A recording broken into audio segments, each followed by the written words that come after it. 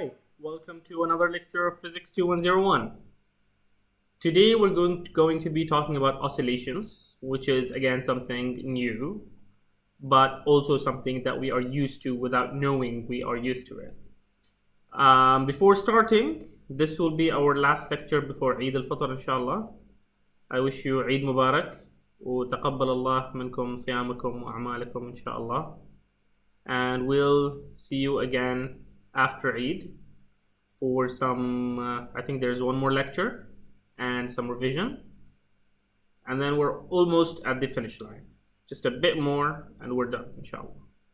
Alright? So, moving on. Chapter 15, Oscillations. What are oscillations? Oscillations look like this. This is a pendulum. You have seen it before. We have spoken about it a couple of times already. It goes left, right, right. Okay. If you have gone to your grandma or grandfather's house, you might have seen one of those. Or if you're into antiques, you would know what it is. It's called a long clock, and it has a really large pendulum. Well, really long, that switches left and right. Both of these have something in common. They have motion which is periodic in time. Again, something that we have touched on before, which is motion that repeats itself in time. If you look at the graphics that is moving in front of you, you will see that it goes left, right, left, left, right, left in exactly the same amount of time. And that time is fixed, and it's a characteristic of this pendulum. When we speak, for example, air molecules oscillate in front of our mouth. What's happening is my vocal cords are vibrating. They are emitting certain frequencies. And then when I'm speaking, the same happens to the air molecules, and that keeps vibrating all the way till it comes to your ear, where it vibrates your eardrum, and your brain translates it back into sounds. This is the reason we don't have sound in space, because in space there is nothing to vibrate. There are no molecules, there is nothing to oscillate. So I can speak, but there's nothing to carry on those oscillations. What oscillates in light rays, you might ask, since, well, they are coming from the sun and further away, but we already said that we don't have molecules or anything else in space. So then what is it that oscillates in light rays, and how do they get to us? Light rays are examples of electromagnetic radiation, and unfortunately it is not part of our course. But what happens is the oscillations of the electromagnetic wave can happen even in vacuum. And in Physics 2, inshallah, whether you go for Physics 2102 with science or 2108 with engineering, we go into much deeper details of how these rays work. Musical instruments work in the exact same way. If you're into oud or guitar or violin, you would notice that the strings actually vibrate, and they vibrate at a very specific frequency, making very specific sounds. If you tighten it at the end, it makes a different sound. If you loosen it, it makes another different sound. Atoms, even atoms, oscillate. And atoms oscillate at different frequencies, and it's actually one of the ways of how we characterize how atoms are or what they are, using their oscillations. Let's take the very simple case of something we call the simple pendulum. And we call it simple because it's the simplest of cases.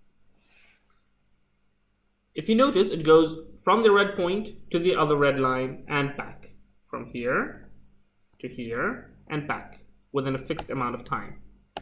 Now, if we do a time freeze of this, we will notice that it starts from point xm and starts going back through point 0 all the way to point minus xm and then back to point xm. And this is time. Now, I'll bring your attention that this looks like something that you know, like a curve we know. The time taken for one complete oscillation is called a time period t. Okay, it's the time that takes a particle to go from minus x to plus x and back to minus x. So a round trip.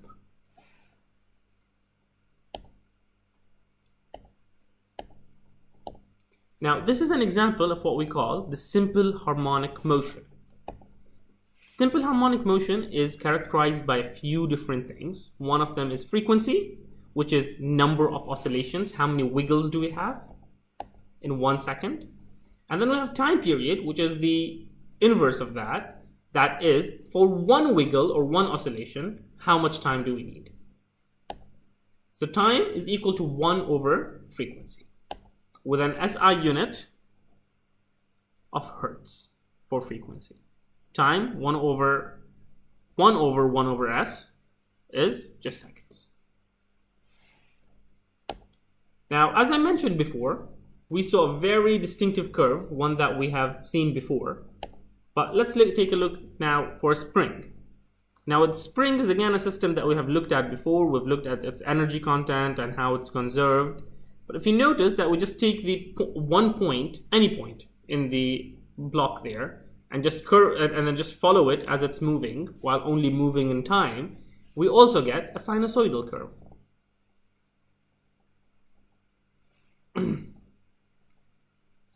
So what we get is an equation that describes displacement with time. X as a function of t. Now let's introduce a couple of important terminology that we're going to be using over and over again. Amplitude, what is it?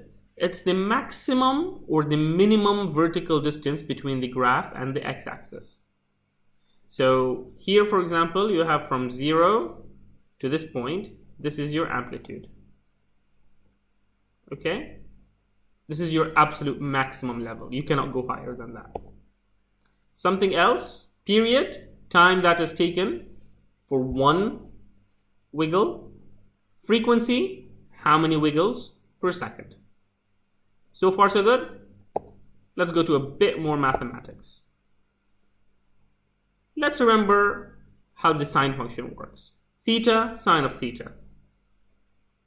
0, 0, theta is pi over 2, i.e. 90 degrees. Sine is 1, pi, 0, 3 pi over 2, minus 1, 2 pi, 0. And it keeps on going over and over again. And this is exactly what it looks like. Why do we revise this? We'll come to it in a second, but you have already had an idea that the movement traces a sine function. Now we have the cosine function, which is just like the sine function, but actually moved by pi over 2. So if we draw both of them in one, we will end up with something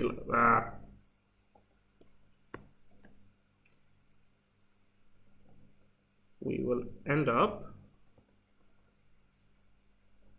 with something like this. Yeah, just shifted.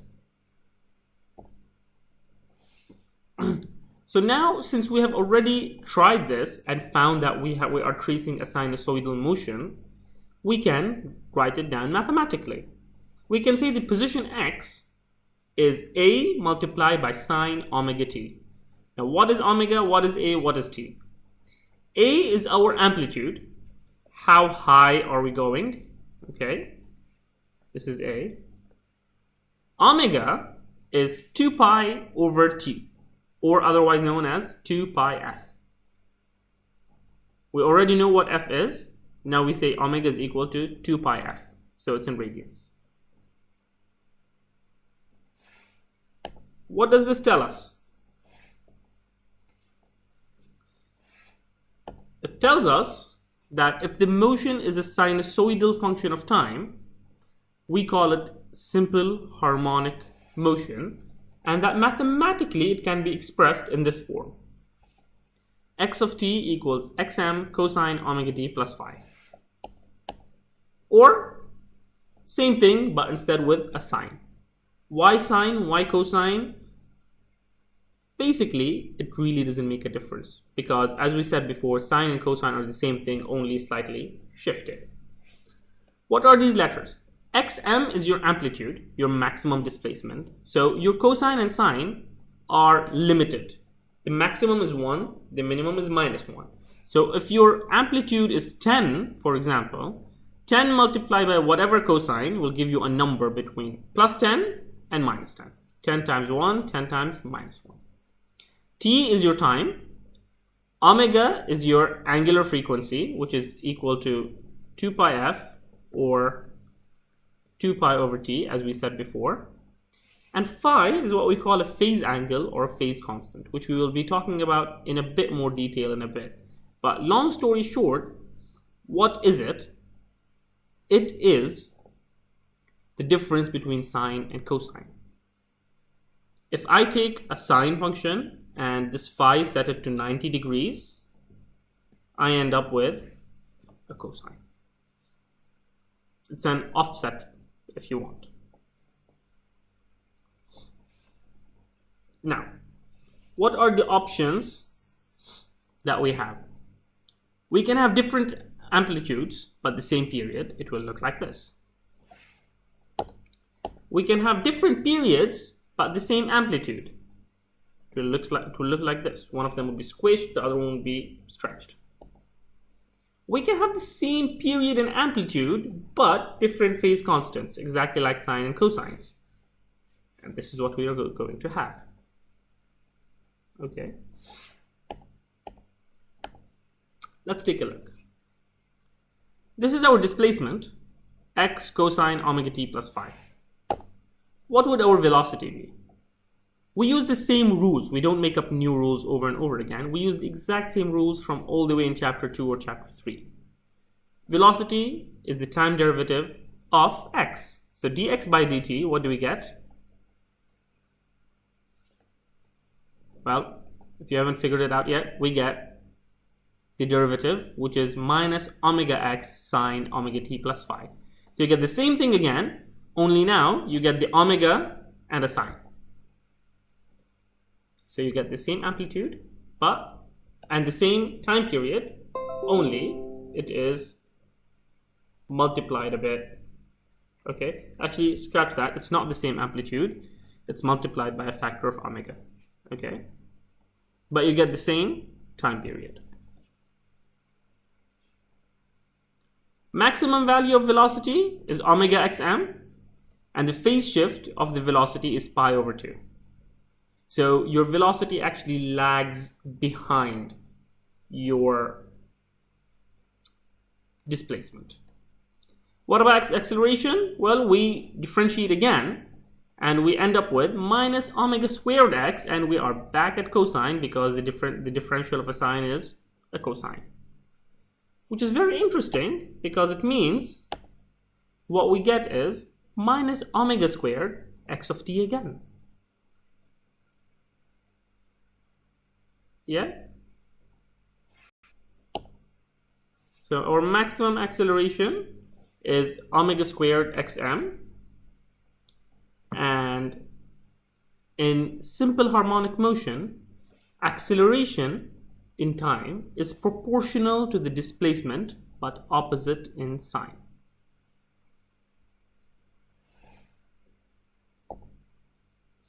When x of t is maximum positive, a of t is maximum negative. When x of t is maximum negative, a of t is maximum positive. They are the opposite of each other, mirror images. Yeah, this one and this one.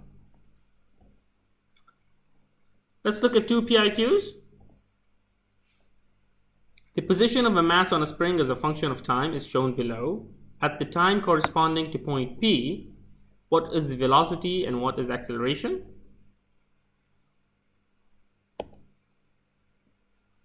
And there's a mass that's oscillating back and forth on a spring without friction.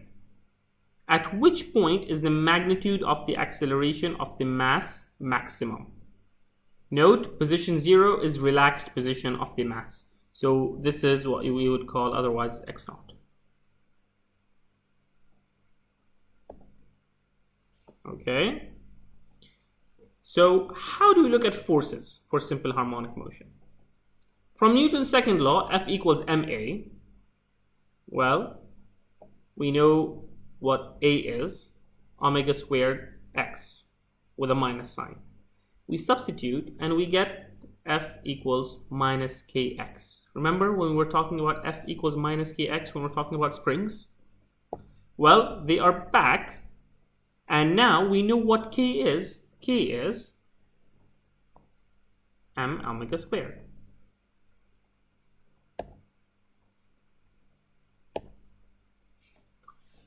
Let's look at a spring mass system. Spring constant K is related to the angular frequency of the oscillator. So we have already said that K equals m omega squared, which means that omega equal to square root of K over m. What does this tell us? It tells us that if we simply know the natural frequency or the mass or the spring constant of something, we can predict exactly how that system is going to behave using our equations. Let's take a look at this PIQ. A child in a kid's fun zone grabs an elastic rope and starts oscillating up and down with a frequency f. Another child with the same mass as the first child also grabs on the same rope. So now you have two people oscillating up and down together. How is the frequency of the oscillation affected? What happens?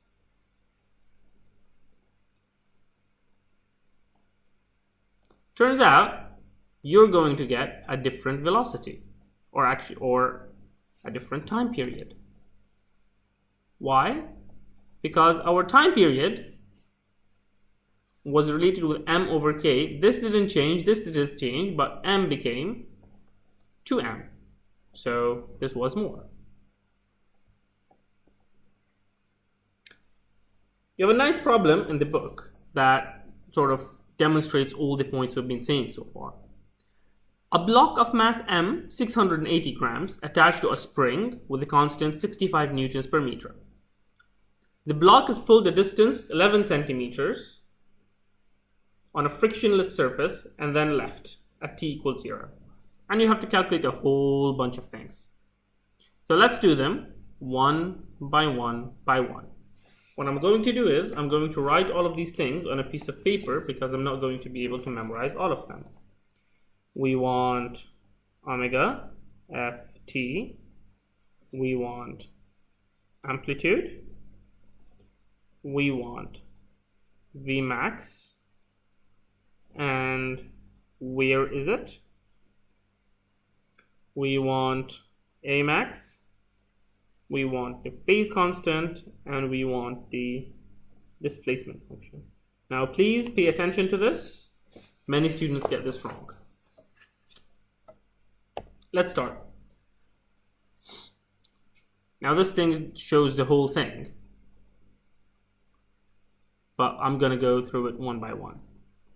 First question wants omega, f, and t. Omega is equal to square root k over m. We simply plug in k and m and we get 9.78 radians per second. For frequency, we have omega equals 2 pi f. We rearranged because we already found what omega is. And we get f equals 1.6 hertz. That means in 1 second, you go 1.6 times. Time is 1 over frequency. So we take our frequency and we put it in here. And we get 640 milliseconds to go back and forth. Our maximum velocity will be omega xm, and we just put in omega and xm and we get 1.1 meters per second. Our maximum acceleration will be omega squared xm, and that would be 11 meters per second squared. Now for E, we want the phase constant, and then we want to write down the full displacement function. Well, we know that the displacement function is written like this: x cosine omega t plus phi. Now, we want to know what is phi here, so we put in our numbers. we know that when starting, what is our x of t, what is our x of m, we know our omega, and since we're starting at time equals 0, we can simply put this down to 0. So since we are starting at 11 centimeters, our xm is going to be 11 centimeters. Our x of t is also going to be 11 centimeters cosine phi. This and this cancels out. You have 1 over cosine phi, which means phi is equal to 0 radians.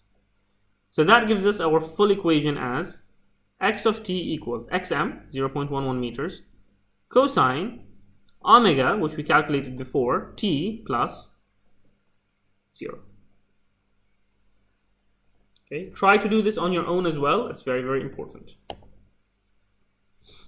Let's look at another sample problem.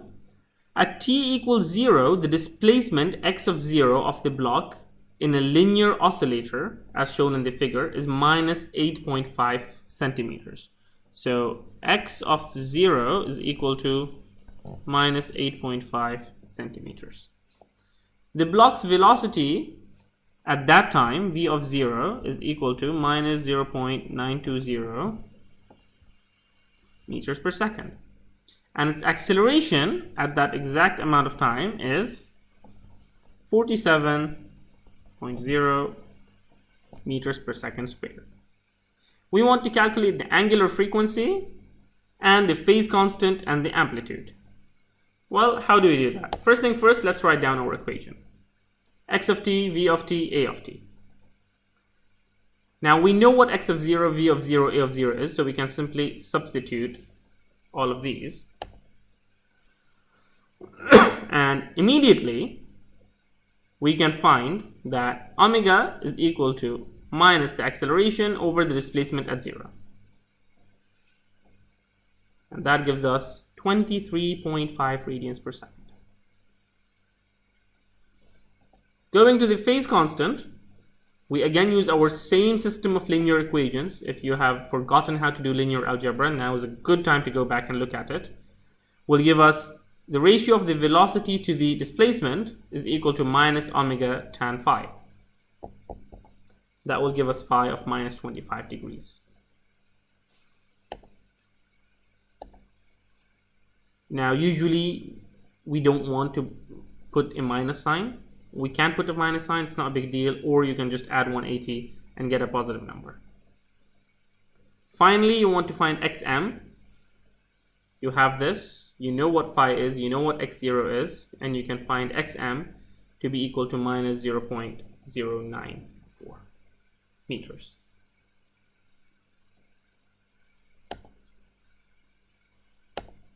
Okay.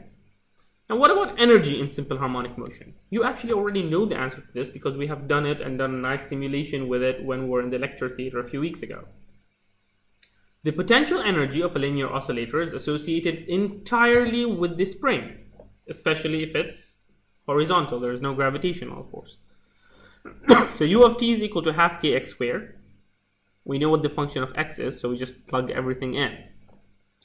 And the kinetic energy of the system is entirely associated with the speed of the block. So again, we put everything in. And what we get is, if we draw half kx m squared cosine squared omega t plus phi and this, but with sine squared, we get this.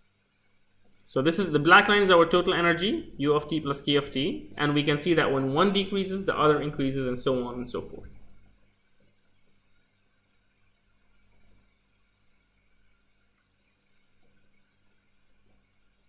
Total mechanical energy is going to be u plus k. So that's going to be half kx m squared cosine squared plus half kx m squared sine squared. And you know that cosine squared plus sine squared is equal to 1. So it's simply half kx m squared.